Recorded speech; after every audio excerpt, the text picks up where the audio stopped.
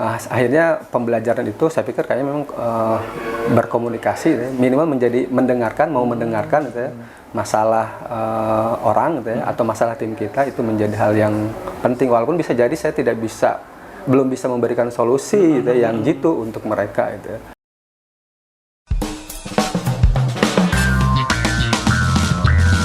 Hangat, inspiratif, dan edukatif.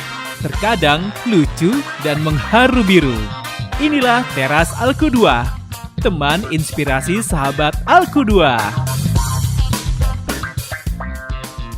Assalamualaikum warahmatullahi wabarakatuh. Apa kabar sahabat Alku 2? Senang sekali saya Rilo Rohili kembali menyapa Anda semuanya. Seperti biasa kita di Teras Alku 2 ya. Dan seperti biasa juga setiap episodenya menghadirkan narasumber yang bukan narasumber sih, kita menyebutnya sahabat gitu ya. Setiap kali kita undang narasumbernya kita jadikan sebagai sahabat untuk sharing, ngobrol-ngobrol yang siapa tahu ada value atau ada nilai yang bisa kita dapatkan dari obrolan tersebut gitu ya. Nah, sahabat kita yang satu ini luar biasa. 3 minggu kita booking. Baru kali ini kita bisa ajak untuk ngobrol-ngobrol ya, karena kesibukannya beliau. Langsung kita sambut ya, the one and only Pak Iwan. Assalamualaikum Pak Iwan. Waalaikumsalam warahmatullahi wabarakatuh. Oke, sebelum kita ngobrol lebih panjang lagi, kita kenalan dulu ya. Siapa tahu mungkin ada yang sudah kenal Pak Iwan, ada yang mungkin belum kenal. Mungkin Pak Iwan bisa share dulu nama, kemudian juga aktivitas belakangan ini ngapain aja. Assalamualaikum warahmatullahi wabarakatuh. Sahabat Teras. Sahabat Teras. Teras ya, benar. Sahabat Alku 2. Oh, sahabat Alku Iya. 2. Sahabat Teras rumah Iya. ya. Saya Iwan Supriyana. Hari ini ya. Saat ini diamanahi jadi kepala SMA Alku 2. Saya asisi dari Bayah ya, Pak Lila. Dari Bayah, lahir 40 tahun yang lalu kali ya, udah tua ya. Tapi ngerasa saya muda. menghindari pertanyaan itu, tapi dia sebutkan oke, berarti nggak masalah. Ngerasa muda. Oke. Kesibukan hari ini masih ngelola sih kayak pengurus yayasan. Ya masih membersamai gawangin SMA Alku 2. Siap. Juga diamanahi di JSIT Banten. Masih di kepala bidang BPI ya, bidang pribadi Islami. Di MKKS Kabupaten juga masih, cuma pas pandemi nggak terlalu sibuk sih ya. Oke. Karena sekarang kegiatan kesiswaan banyaknya online. Udah sih. Kepartaian? Itu baru 2 ya di kedinasan. Ya dealer itu ada ya. Ada juga ya. Oke, pokoknya banyak lah ya gitu, diamanahi beberapa jabatan-jabatan yang cukup penting ya. 5 kali ya. 5 Masya Allah. Tuh kan sahabat. Sahabat aku. Kenapa cukup sulit gitu mengontak beliau? Tapi sebenarnya nggak sulit sih ya, karena memang kan dekat sini. Cuma karena sering berbentrokan saja gitu. Nah, kalau kita lihat tadi aktivitas Pak Iwan luar biasa sekali ya, banyak gitu ya. Pertanyaannya, capek nggak sih jadi kepala sekolah? Jujur loh. Saya ingin sih lebih. Jangan so idealis. Enggak juga sih ya. Kayaknya sudah mulai pada titik jenuh ya. Perlu regenerasi. Saya udah pernah berkali-kali juga sih sharing ke istri itu untuk ya mungkin pola kali ya, alur ketika kita sudah terlalu lama kali ya, lama juga jadi kepala sekolah. Kayak ikut pelatihan juga sebenarnya sih kayaknya udah cukup deh ya. Ikut terakhir kemarin diklat penguatan kepala sekolah. Tapi ada sekolah penggerak saya harus ikut lagi. Kayaknya memang perlu ada segera regenerasi sih. Sekarang berarti yang paling sedang di concernin gitu ya, difokuskan sekolah penggerak ini ya? Iya, karena memang ini sebenarnya harusnya sih masa jabatan saya udah selesai ya di tahun ini gitu ya. Karena sekolah penggerak ini juga ada komitmen yang bermaterai dan itu ditandatangani ketua yayasan gitu ya, dan diupload ke kementerian. Jadi memang perjanjiannya tidak boleh diganti selama masa 3 tahun itu. Ya. Jadi mungkin setelah 3 tahun atau mungkin ketika di perjalanannya sih bisa-bisa aja kali. Iya. Jadi kepala sekolah itu gimana sih Pak Iwan ya? Kadang-kadang kita juga suka ngelihatnya, kelihatannya sih harusnya sih ya sebagai pemimpin cukup duduk manis di ruang kerja, lalu teman-temannya kan ya, lalu bawa-bawanya yang mengerjakannya. Tapi kok saya lihat Pak Iwan tuh beda. Enggak ya. Gitu. Beda, hari ini ke atas, hari ini ke belakang, besok ke depan gitu. Bentar-bentar ada yang ketinggalan kunci. Karena saking banyak yang dipikirin gitu ya. Apa karena udah tua kali ya?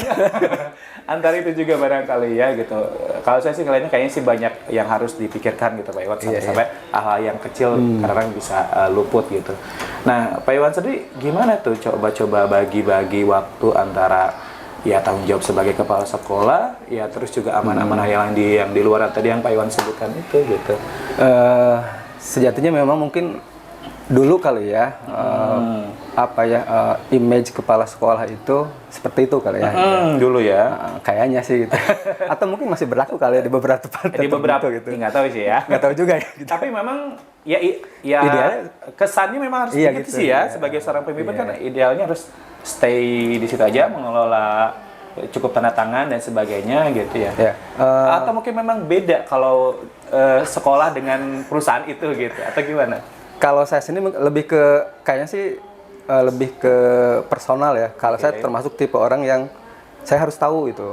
Jadi nggak cukup. Iya sih di kepala sekolah kan punya tim ya. Saya berpikirnya karena saya kepala sekolah berarti saya harus tahu semua hal itu. Jadi ketika misalkan ada teman-teman di bawah ada hal yang dia tidak paham ya saya harus melengkapi itu, tidak lantas ya ongkang kaki udah deh ada tim ini gitu ya.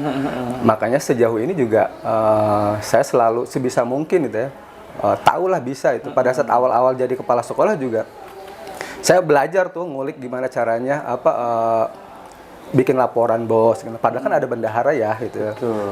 Tapi saya berpikir saya harus tahu dan saya harus bisa itu. Nah itu yang mungkin yang menjadikan sampai saat ini ya Pak Lelo mungkin melihatnya, teman-teman melihatnya ya saya tidak hanya sekedar legalitas tanda tangan gitu ya. Mungkin lebih ke tipe juga ya. Tipe saya bukan nggak percaya sih gitu. Karena yang sering terjadi itu ya banyaknya teman-teman juga pada akhirnya dia bertanya dan konsul, sehingga saya menyimpulkan berarti saya harus tahu itu. Jangan sampai ketika mereka bertanya saya nggak tahu itu.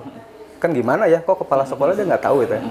Atau ini juga barangkali ya, kan disadari atau tidak sadari, itu penting juga kali ya keterlibatan kepala sekolah agar nanti satu saat tim kita ketika nggak tahu, kita bisa kasih masukan. Karena secara kan yang atasan bisa lebih paham dan lebih berpengalaman gitu kali ya. Iya, itu yang mindset saya sih kayak gitu. Kayak gitu ya. Dalam segala hal, jadi saya harus jauh lebih tahu dulu itu. Walaupun mungkin bisa jadi di sisi tertentu saya hanya sebatas tahu sekedarnya aja gitu ya. Tapi nggak ngeblank banget itu kan.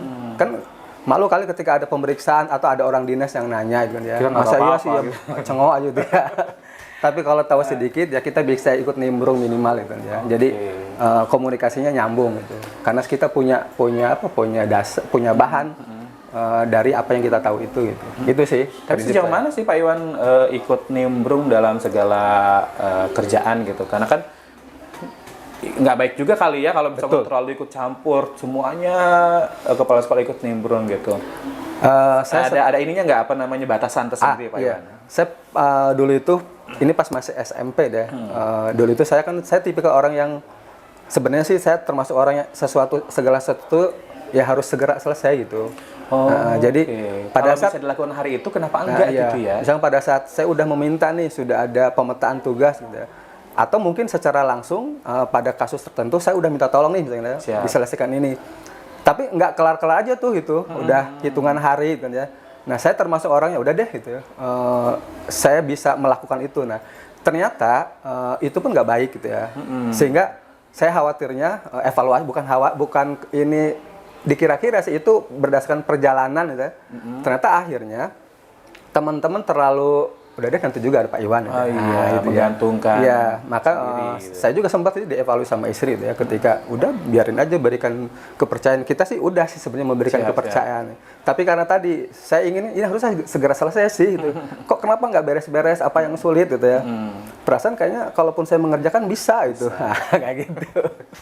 Oke. Jadi pada akhirnya mau nggak mau Pak Iwan juga harus ikut terjun gitu ya, membersamai gitu. Tapi ya itu juga sih sebenarnya ada efek sisi mata uang gitu ya, kayaknya sih. Sisi lain mungkin tidak membuat mandiri, tapi juga sisi lain sebenarnya terbantu juga ya. Iya. Pada akhirnya kan kalau di kita ya di Alku 2 kan kita, kalau yang saya lihat ya, pola apa ya, atasan bawahan lah dalam tanda kutip ya, atasan bawahan gitu. Itu memang Nyaris nggak ada sekat tidak lantas menjadi sesuatu yang gimana gitu kan ya, sehingga ya udah kita kolaborasi aja gitu. Selama saya bisa bantu saya bantu gitu ya. Tapi saya pun memberikan ruang gitu ya. Cuma memang tadi itu saya tipikal ini harusnya segera nih gitu ya. Makanya saya kadang suka greget itu. Ingin ketemu kayaknya kalau ngebayangin itu kalau tim kita gitu ya punya ritme yang sama gitu, punya greget yang sama, ya bisa sama-sama gesit gitu ya. Bisa hebat sih sebenarnya gitu ya. Bisa memang terus melejit gitu ya. Cuma pada akhirnya saya juga ya kita kan sedang berorganisasi ya. Dan juga teman-teman juga berproses juga kayaknya. Iya, berproses, mereka punya karakter yang berbeda juga. Ya pada akhirnya kita pimpinan yang harus nurunin tensi itu. Biar memang ya tadi itu kalau kitanya ngegas terus akhirnya ya bisa kitanya lelah ya, terus kitanya lagi pundung gitu. Siap. Nah, disitulah dituntut kebijaksanaan serta atasan gitu ya. Oke, sebelum kita ngobrol lebih panjang lagi seputar aktivitas Pak Iwan nih, kita agak flashback dulu ya gitu, kenalan seputar masih seputar kepala sekolah. Pertama kali menjabat kepala sekolah jadi tahun berapa Pak Iwan? 2012. Saya itu gini sejarah itu ya. Dulu itu saya 2009 ya, akhir ya. Pada saat itu kan ada transisi dari Umi Siroj itu karena Lu'lu ya. Lu'lu kan dia sakit ya, jadi diganti sama Pak Haji sementara tuh. Nah, dari masa transisi itu akhirnya yayasan memanggil tuh. Saya sempat diminta gitu ya. Jadi kepala sekolah pada saat itu kan 2009 akhir berarti ya. Berarti kan usia masih muda gitu ya. Siap. Akhirnya di 2010 itu sempat dipanggil tuh saya berdua dengan Pak Januri. Saya sih berpikir gini. Pertama saya juga di Alku 2 saat itu hanya sebatas ngajar Pak Lilo, dan itu nggak full kayak Pak Januri, kayak teman-teman yang lain ya. Karena saya memang ngajegang ya. Ngajegang gitu ya. Terus yang kedua yang lebih beratnya sih kalau saya sih sisi kesiapan mental ya. Di usia saya yang waktu 28 melihat teman-teman juga saya juga nggak dulu deh nggak siap gitu ya. Akhirnya di 2012 setelah Pak Jainuri 2 tahun menjabat, terus dia pindah ke Pandeglang ke tanah kelahiran, ya saya diminta yayasan untuk ngegalangin SMP. Saat itu juga sih berarti usia saya baru berapa tadi? 2012, baru 30 tahun ya. 30 tahun. Ya. Ya awal-awal sih memang ya sama ya kali ya, orang yang saya tidak pernah punya pengalaman jadi wakasek sebelumnya gitu. Langsung? Iya. Waduh, ditempa dan dibina oleh alam ini. Tapi memang saya punya pengalaman kepemimpinan di sekolah luar gitu. Ya, ngelola. Dan juga secara pribadi juga waktu SMA sama kuliah juga mungkin aktif di beberapa organisasi juga kali ya. Saya dari SMA di OSIS gitu ya. Kelas 10 jadi wakil, kelas 11 jadi ketua. Kuliah saya aktif di organisasi HMJ di Lembaga Dakwah Kampus Nah, udah itu mah. di kampus. Iya, Ya, itu input leadernya udah cukup khatam lah gitu ya, sehingga pada saat nanti sebagai pada saat diberikan amanah untuk kepala sekolah. Tapi tetap juga sih ya ada proses Secara ini psikologis dulu, secara mental memang ya. secara psikologis kan ya tadi karena kita Alku 2 ya tidak harus hierarkis bahwa dia yang lama di sini gitu ya, terus dia jadi kepala sekolah. Mungkin ditambah juga waktu itu kan masih proses perbaikan manajemen ya di Alku 2 sehingga memang belum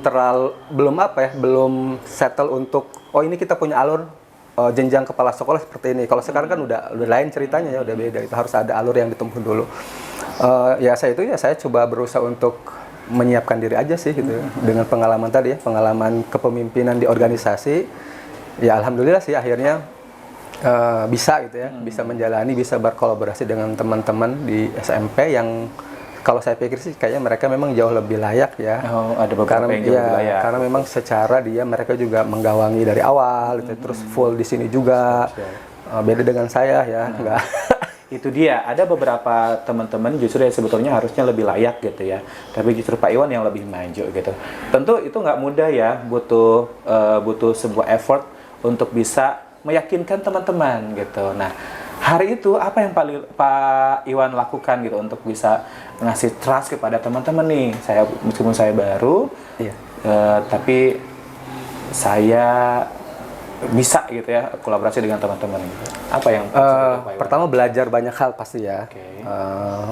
Ya terkait tadi ya pengelolaan sekolah segala macam gitu ya. Makanya salah satunya tadi saya juga belajar kan bagaimana bikin program sekolah gitu ya, penganggaran segala macam ya, belajar otodidak gitu. Bahkan saya nanya ke bendahara sebelumnya gitu kan. Terus juga saya sih memberikan ini aja berusaha merapat ya, maksudnya gini.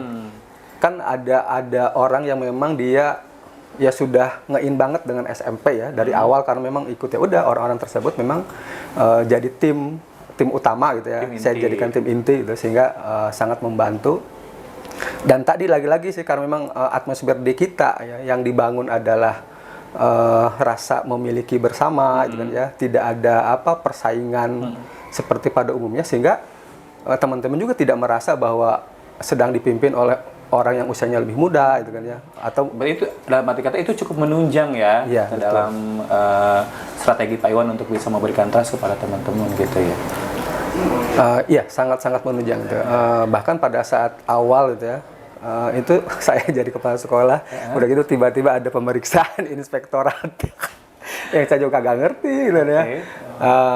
Ya disitulah gitu udah saya berarti harus belajar gitu ya, belajar dan memberikan ya tadi pendistribusian tugas ya, teman-teman itu. Nah, terus kemudian itu tahun 2012 di SMP.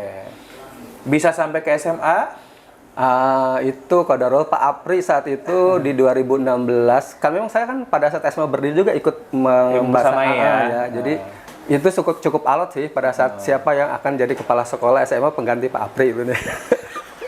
Karena kan saya juga di SMP baru tahun keempat ya gitu. Jadi memang belum harusnya sih idealnya. Saya sempat jadi kandidatnya juga. Sama, problemnya mental kayaknya sih. Jadi akhirnya ya udah deh, Pak Iwan kan pernah di sana. Kalaupun Pak Iwan masuk, teman-teman di SMA nganggapnya bukan orang baru gitu.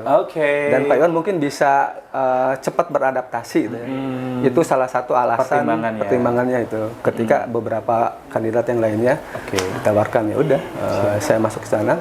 Tahun 2016 gitu ya. Dan ada pelajaran ini ya, pelajaran yang sangat berharga mungkin ini teman-teman wabil khusus yang di Alku2 gitu ya. Kadang memang ketika kita belum masuk dalam sebuah lingkungan gitu ya, kita memandang banyak sisi yang sering kita komentari gitu. Betul. Ngaku ya sering komplain tentang SMA. Jujur ya, saat itu kita karena memang secara ya SMP sudah terbangun gitu ya. SMA dengan usia SMA yang memang nggak bisa disamakan pada betul. Ketika saya masuk, ritmenya berbeda. Ritmenya berbeda. Saya banyak pelajaran yang saya peroleh sehingga saya selalu sounding ke teman-teman itu, tolong bahwa memperlakukan suatu hal itu gitu ya, nggak bisa tuh nggak bisa sebelah mata sebelum kita nyoba itu akan ada sesuatu yang berbeda dan kita akhirnya terpaku gitu ya. Gitu. Iya, makanya ada istilah kalau belum safar atau belum jalan bareng gitu ya, akan ketahuan gitu seperti apa.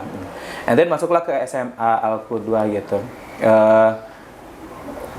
Butuh penyesuaian berapa lama untuk bisa klop dengan partner di SMA? Atau nggak lama? Gitu? Kayaknya nggak juga sih.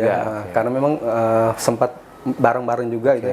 Terus saya juga dengan Pak Apri juga sering deket ya, maksudnya sering ketemu bareng gitu ya, di beberapa forum tertentu gitu. Jadi tahu lah ya itu polanya juga dan sebenarnya sih ya saya termasuk personal yang memang menyukai hal-hal yang seperti itu gitu ya.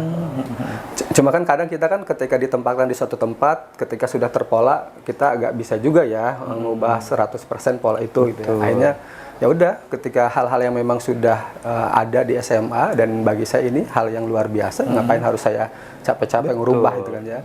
Kalaupun ada hal yang kurang-kurang yang selama ini menjadi sorotan, ya udah saya berusaha untuk memperbaiki itu. sebisa gitu ya, sebisa saya dan tim gitu, sambil juga tetap memberikan pemahaman ke teman-teman di luaran gitu ya. Betul. Kalau perlu disempurnakan gitu ya. Betul ya. Oke. Ada kendala ketika pada saat SMA, kan kata Pak Iwan tadi bilang perlakuan terhadap siswa SMA dengan SMP tentu berbeda gitu. Ada kendala? Alhamdulillah sih, saya kan sebelumnya juga ngajar di SMK ya, dan saya termasuk orang yang walaupun saya bukan wali kelas, tapi saya suka taruhlah misalkan ada anak yang dia telat gitu ya. Terus saya nggak dengar dia dimarahin sama GDS gitu ya. Siap. Tahu lah ya di sekolah yang galak gitu ya. Ya udah, saya setelah pelajaran saya pas istirahat saya ngobrol deh. Saya senang gitu membersamai anak-anak usia SMA gitu ya. Sehingga ketika di SMA juga ya nggak terlalu berat ya. Karena memang sudah punya habit yang sama itu. Siap.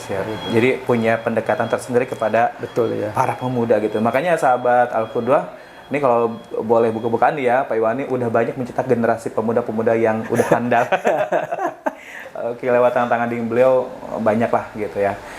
Kemudian kayak ketika itu udah cukup bisa ngeblend ya dengan teman-teman gitu. Pasti dalam perjalanan ketika menjabat sebagai kepala sekolah, gak cuma manisnya aja dong gitu. Iya, betul. Hal terberat yang pernah Pak Iwan alami ketika menjabat sebagai kepala sekolah. Kalau riak-riak kecil, anak-anak bermasalah itu udah biasa ya. Kalau kayak misalnya saya termasuk kayak komplain orang tua, bagi saya sih nggak terlalu hal yang berat sih ya. Siap. Sebenarnya sih lebih ke apa ya, harmonisasi internal ya. Yang kadang mungkin jujur saya termasuk tipikal, saya kan udah dites apa tuh ya. Talent mapping. Juga salah satu kelemahan saya itu komennya itu gitu, itu rendah itu. Memang harusnya pimpinan itu punya kekuatan di situ gitu ya. Saya dan di situ lemah. By the way, komen itu apa ya? Kemampuan untuk mengomandoi gitu ya. Jadi memang ketegasan, instruksi segala macam gitu ya. Mungkin dalam kasarnya mah rada-rada galak gitu ya. Saya memang nggak punya di sisi itu. Tapi saya pikir itu nggak jadi masalah lah ya. Mungkin bisa diisi oleh yang lain. Kalau ada peran-peran yang lain sama yang lain. Ya itu sih harmonisasi aja itu, karena memang ya mungkin teman-teman di Semata sudah punya sebelumnya gitu ya. Pak Apri sudah membangun kekeluargaan yang luar biasa kental kan ya. Seiring berjalannya waktu kan ada banyak hal yang memang harus kita tata kelola ulang kan ya, terkait juga permintaan, tuntutan segala macam. Nah ini yang apa, kadang ada clash gitu ya. Harus ya namanya pimpinan berarti kan dia harus tetap bijak ya gitu. Tidak lantas responsif terhadap satu sisi gitu ya. Cuma memang mungkin ini juga yang menjadikan teman-teman agak sedikit ada greget kalau ini Pak Iwan. Nah itu karena memang sisi komennya sisi komennya itu yang agak rendah itu. Iya. Tapi sejauh ini nggak tahu ya, saya orang yang tipe yang tidak terlalu menjadikan masalah itu harus jadi berat terus saya harus enggak juga sih. Sejauh saya bisa ngobrol dengan mereka, entah itu dengan orang tua, masalah anak segala macam atau masalah internal gitu ya. Ya nggak jadi soal itu, minimal saya jadi pendengar deh gitu ya. Urusan lemah di komen nggak masalah, yang penting komunikasi tetap lancar. Kayaknya sih pentingnya itu deh ya. Betul. Segala sesuatu berkaitan dengan manajemen, komunikasilah yang paling penting. Komunikasi penting berarti ya Pak Iwan ya. Betul. Sejauh ini ketika berkomunikasi dengan teman-teman ada kendala nggak sih? Saya kok ngulik banget ya kecacatan dari Pak Iwan. Saya jadi gini, dulu itu saya pernah punya pengalaman pada saat jadi kepala lembaga. Saat itu kan saya di SMP nyerah, ini jadi pelajaran sih. Nyerahin surat kan, pertama ke dinas, terus kedua ke MKKS ya. Waktu itu saya ditegur sama ketua MKKS gitu ya. Karena mereka sih Pak Iwan ya. Semoga dengan Pak Iwan, orang dinas juga sama ya. Jadi kepala sekolah komunikasi jauh lebih bagus. Karena sejauh ini rada kurang kan ya. Komunikasi kedinasan mungkin ya. Dari situ saya banyak belajar banyak hal.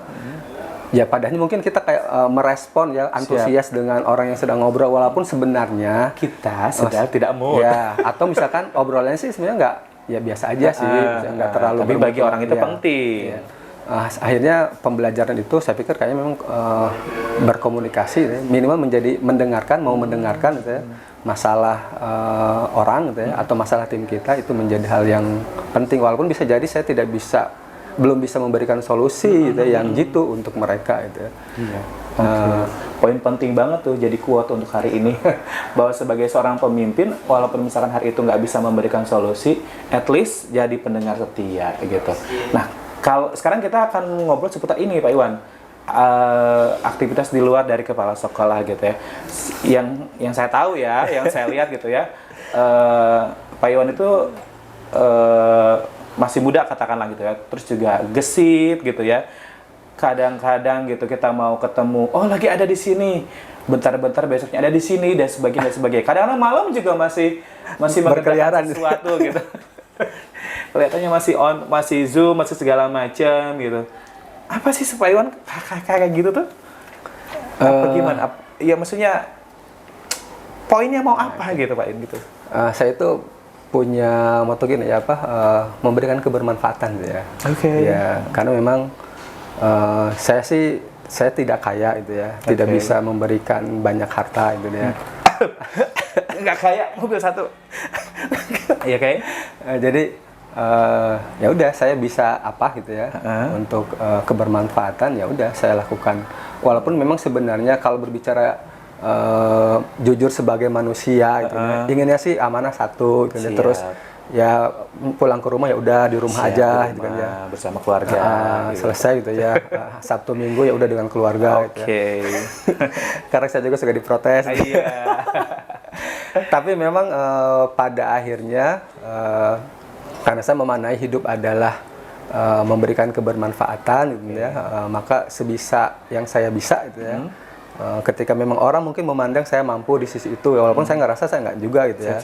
Sehingga beberapa permintaan untuk jadi pengurus gitu ya, organisasi gitu ya, ya udah saya jalani ya sebisa saya, walaupun memang pada saat bersamaan gitu ya, ketika tagihan sana sini datang gitu ya udah sekolah yang menjadikan saya duluin gitu. Kenapa? Karena kalau sekolah kan berurusan dengan pemerintahan gitu ya, ada pertanggungjawaban publik segala macam, hukum gitu ya.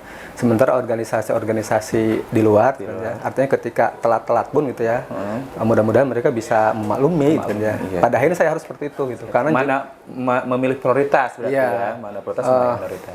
Walaupun kadang dalam waktu bersamaan juga harus diselesaikan saat itu juga. Saya termasuk tipe orang yang bisa ya, maksudnya masih sanggup untuk mengerjakan dua hal dalam waktu yang bersamaan itu. Gila. Saya mau applause deh buat Pak Iwan. Nggak mudah loh, orang bisa sampai multitasking begitu ya, dalam waktu bersamaan bisa menyelesaikan gitu. Nah, terus orang rumah gimana? Komplain nggak? Atau gimana dengan urusan perumahan? Figur sebagai ayah di rumah gimana? Apakah terisi atau enggak ini gitu, karena di luar cukup banyak aktivitas. Apalagi istri kerja gitu ya. Iya. Aduh, anak itu gimana urusannya? Gimana? Kalau Pak Iwan punya strategi apa? Ya, saya memang entah kenapa ya, karena memang saya dulu dari masa kecil juga di rumah juga saya ngurusin ponakan gitu ya. Yang memang waktu itu ayahnya meninggal dan ayah itu kakak saya dan nitipin gitu ya ke saya gitu. Karena saya yang ada di rumah ya udah mau gak mau kan saya ngurus gitu ya. Juga mungkin karena terbiasa dari kecil, dari SMP saya udah kayak nyuci nyetrika itu saya udah hal yang biasa bagi saya gitu. Hatam lah ya. Hatam. Lab skill-nya udah matang gitu ya. Pada akhirnya juga termasuk kemampuan untuk mengolah makanan gitu ya. Oh iya, Pak Iwan ini jago masak. Jago masak, nggak pernah bawa masakan ke sekolah. Nah mungkin itu, walaupun mungkin kalau saya flashback lagi ya, ada hal yang harusnya masa-masa itu saya banyak isi main gitu segala macam. Tapi ya mungkin ini jalan Allah gitu ya, menjadikan saya akhirnya bisa. Nah pada saat punya anak, ya karena memang saya sudah terbiasa gitu ya dengan anak, juga mungkin tadi ya tempaan perjalanan tarbiyah yang saya alami gitu kan ya, yang menjadikan saya oh ya ada banyak hal yang nggak harus saya laki-laki gitu ya, saya suami itu terus udah deh nggak harus ngurusin rumah gitu ya. Nah itu bagi saya itu udah nggak ada rumusnya ya, nggak ada kamusnya. Sehingga kayak ngurusin anak juga, mandiin pertama kali Zahid lahir gitu ya, ya saya itu ya nyuci popok segala macam ya udah gitu. Karena terus juga pada saat hamil juga udah berbagi komitmen itu.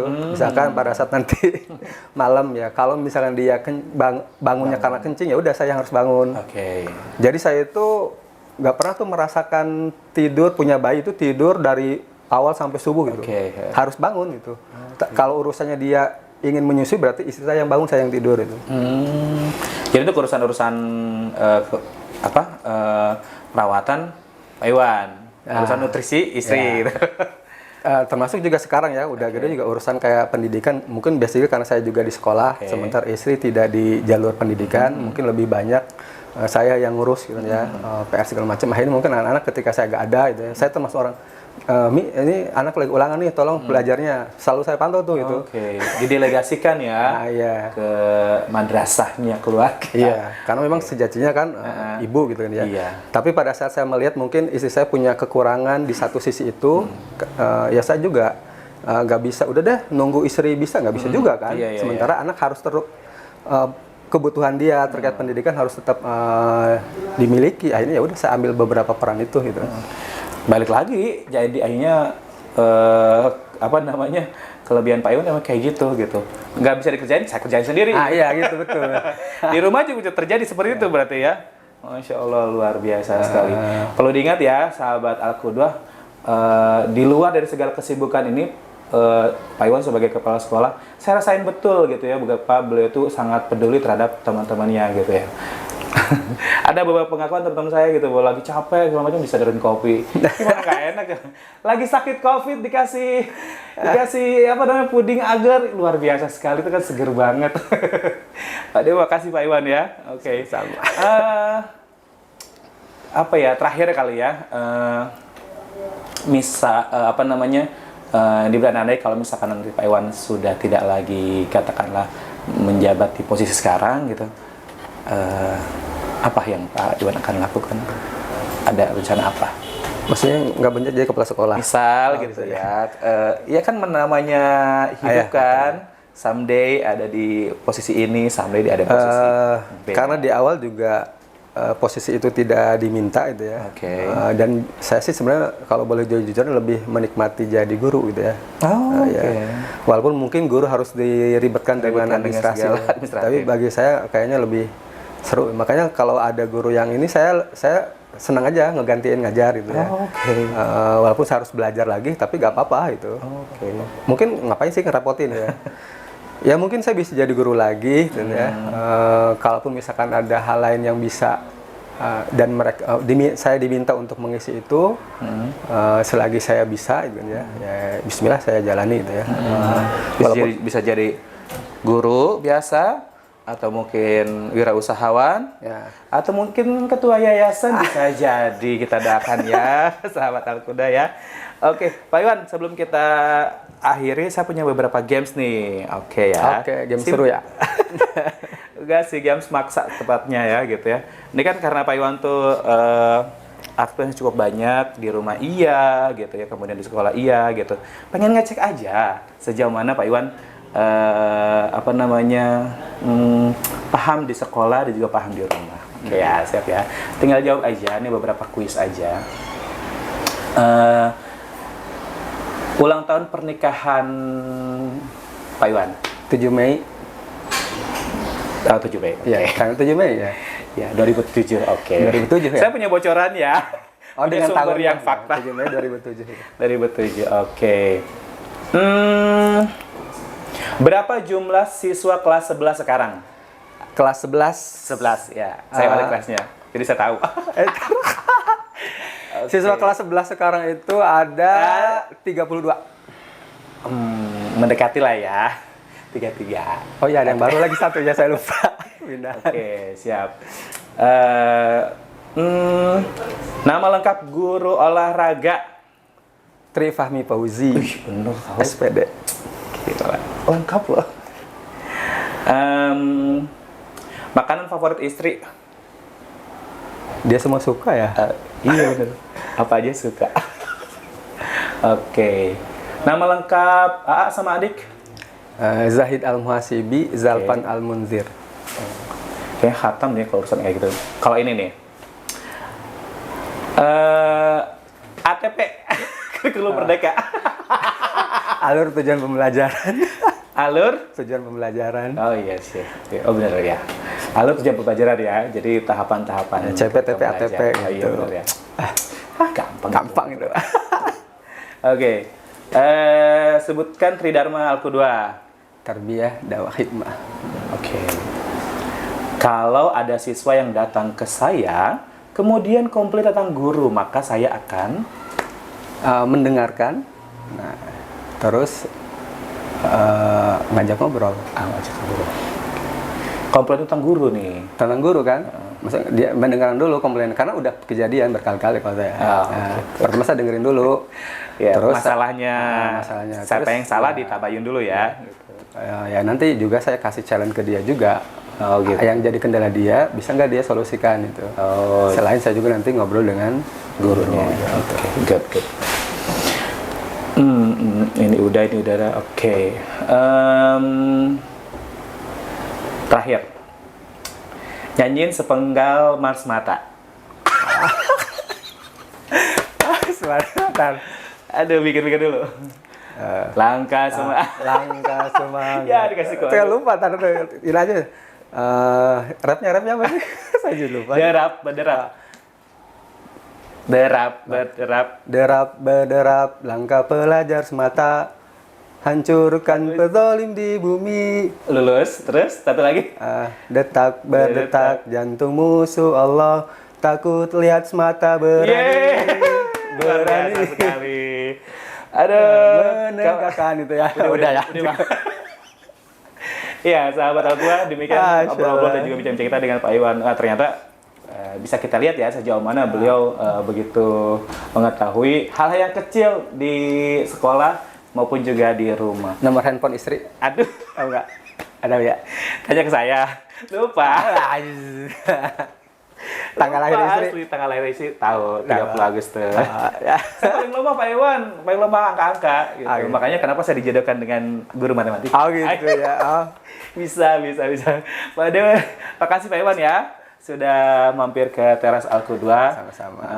Last but not least mungkin boleh deh kasih apa ya masukan atau support atau apa aja deh yang barangkali mungkin bisa Pak Iwan share kepada teman-teman yang lagi nonton saat ini. Oke, buat sahabat Alku 2, apapun profesi kita, Siap. ya, amanah yang Allah berikan, maka yakinlah itu yang terbaik. Berikan kebermanfaatan sebanyak mungkin. Oke, gitu aja? Ya. Mantap, itu menjadi quote kita untuk hari ini. Mbak Dia, terima kasih sahabat Al-Quda sudah menyimak tayangan episode Teras Al-Quda kali ini. Sampai jumpa lagi di episode-episode berikutnya ya dengan narasumber yang jauh lebih menarik. Saya Lilo Rohili pamit. Terima kasih, sampai ketemu lagi di teras berikutnya. Assalamualaikum warahmatullahi wabarakatuh. Bye.